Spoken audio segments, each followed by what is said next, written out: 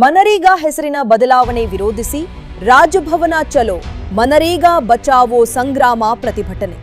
ಮನರೇಗಾ ಯೋಜನೆಯ ಹೆಸರನ್ನು ಬದಲಾಯಿಸುವ ನಿರ್ಧಾರಕ್ಕೆ ವಿರೋಧವಾಗಿ ಫ್ರೀಡಂ ಪಾರ್ಕ್ನಿಂದ ರಾಜಭವನದವರೆಗೆ ರಾಜಭವನ ಚಲೋ, ಮನರೇಗಾ ಬಚಾವೋ ಸಂಗ್ರಾಮ ಎಂಬ ಪ್ರತಿಭಟನೆಯನ್ನು ಹಮ್ಮಿಕೊಳ್ಳಲಾಯಿತು.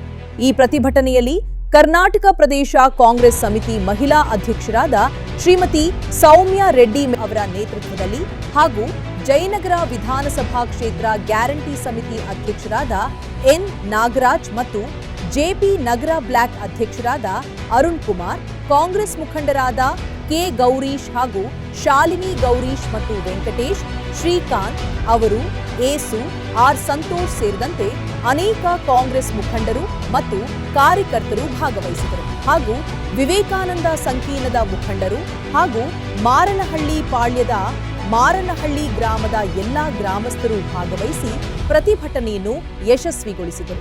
ಮನರೇಗಾ ಯೋಜನೆಯ ಮೂಲ ಆಶಯವನ್ನು ಕಾಪಾಡಬೇಕು ಹಾಗೂ ಬಡ ಕೂಲಿ ಕಾರ್ಮಿಕರ ಹಿತಾಸಕ್ತಿಯನ್ನು ರಕ್ಷಿಸಬೇಕು ಎಂದು ಪ್ರತಿಭಟನಾಕಾರರು ಸರ್ಕಾರವನ್ನು ಒತ್ತಾಯಿಸಿದರು. ಮಹಾತ್ಮ ಗಾಂಧಿ ಅವರ ಹೆಸರಿಂದ ಜಿ ರಾಮ್ಜಿ ಹೆಸರು ಮಾಡಿರೋದಕ್ಕೆ ಧಿಕ್ಕಾರ.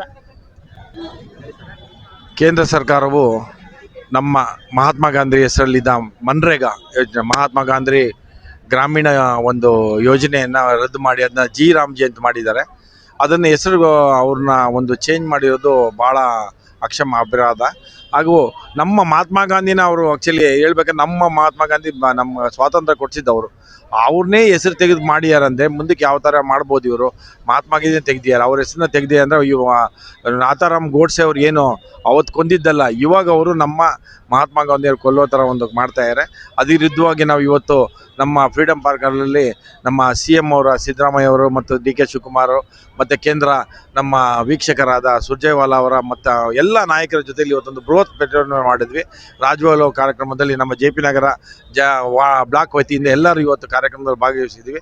ಇದರಲ್ಲಿ ನಮ್ಮ ಆತ್ಮೀಯ ಗೆಳೆಯರಾದ ನಮ್ಮ ಗೌರೀಶ್ ಅವರು, ಶಾಲಿನಿ ಅವರು ಮತ್ತು ನಾಗರಾಜು, ವೆಂಕಟೇಶ್ ಅಣ್ಣ, ಸಂತು ಮತ್ತು ಎಲ್ಲ ಯುವಕ ಮಿತ್ರರು ಮತ್ತು ಇವತ್ತು ಸೇರಿ ಇವತ್ತೊಂದು ಬೃಹತ್ ಒಂದು ಪ್ರತಿಭಟನೆ ಮಾಡಿದ್ದಾರೆ. ಏಸು ಕೂಡ ಜೊತೆಯಲ್ಲಿದ್ದಾರೆ.